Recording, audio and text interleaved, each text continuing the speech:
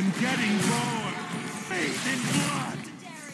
Nag-solo rank game ako mag-isa, kasama ko ang aking sarili dito sa account na hiniram ko. Nag-pick na kaagad ako ng Sicilian dahil Sicilian main yung kaibigan ko na may-ari ng account na ito. Ang emblem na gamit ko kay Sicilian ay basic common emblem na may Thrill, Wilderness Blessing, and Impure Rage. Ang masaklap pa sa game na to, tignan nyo yung S3, S4, and S5. Mia, Zilong, and Layla. Sino ang magtatank sa amin? Lahat kami malalambot at syempre lalong-lalo na ako late game hero, yung gamit kong si Sicilian. Nag-roam na rin ako dito at grabe yung pag-a-adjust ko dahil nga puro to longest itong mga season 1 pick na mga kakampi ko. Silong, Layla, at Mia pinagsama sa isang team, diba? At tingnan nyo, nandun sa top lane sina Mia at Layla, magkasama sila doon na dapat dito na lang sa mid yung isa dahil nag-roam naman ako.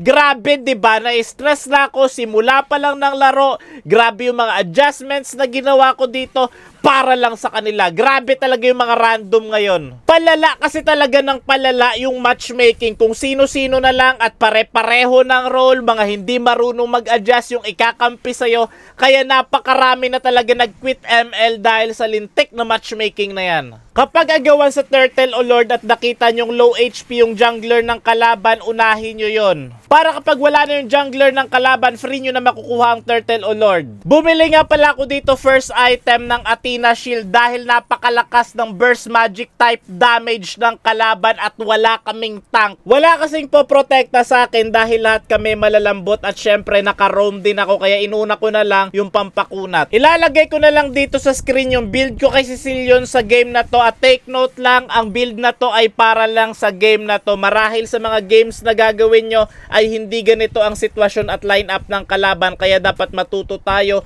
mag-counter items. Kapag gamit nyo rin pala si Sicilian, dapat sa likod lang kayo mag-free hit lang kayo kahit may Athena Shield tayo early game pa lang. Dapat free hit lang tayo. Wag natin tangkihin para tuloy-tuloy yung pagpapastack natin. Kapag mas mataas kasi yung stack si Sicilian, mas masakit yung damage niya kaya pang late game talaga siya. Nakuha ng kalaban ang Lord at nag 1v1 Mia versus Moskov. Natalo si Mia ngunit ipaghihiganti ko siya. Bakit mo sinasaktan yung tropa ko? Hindi ko hayaan nasaktan nyo yung mga tropa ko. Mia, Layla, Silong. Hindi ako papayag na apihin nyo yan. Nakuha na namin yung Lord at dapat hintayin namin yan. Kaso panoorin natin tong magaling na Silong. Sumugod siya mag-isa at hindi siya makapaghintay. Ayan, na-deads tuloy siya. Sayang yung Lord namin. Binakapan ko siya pero hindi na rin talaga siya mabubuhay pa. Ano ba naman kasi yan? May Lord kami, tapos sumugod siya doon mag-isa, di sayang na naman yung Lord. Maghihintay na naman kami ng another pagkakataon, di ba? Sinubukan akong itumba ni Karina, ngunit siya ang mabubura. Tignan nyo mabuti. Syempre napakabilis natin tumakbo dahil may sprint tayo, di ba?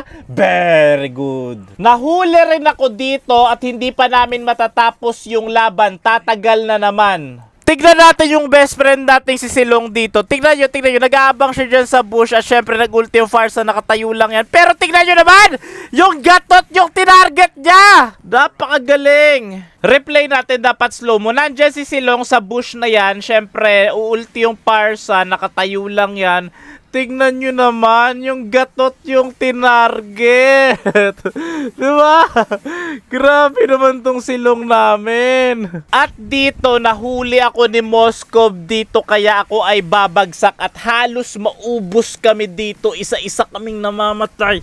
At si Layla na lang ang natitirang buhay. Si Layla ay dedepensa. Tignan nyo naman, mag-Wind of Nature, puro magic type yung kalaban. Pero pwede na rin yan. Napitas yan naman si Gatot na tsaka si Ayan, si Silong naman dedepensa ngayon. Ano gagawin ito? Pero sige, tignan natin. Ayan, tignan nyo naman yung gagawin nyo.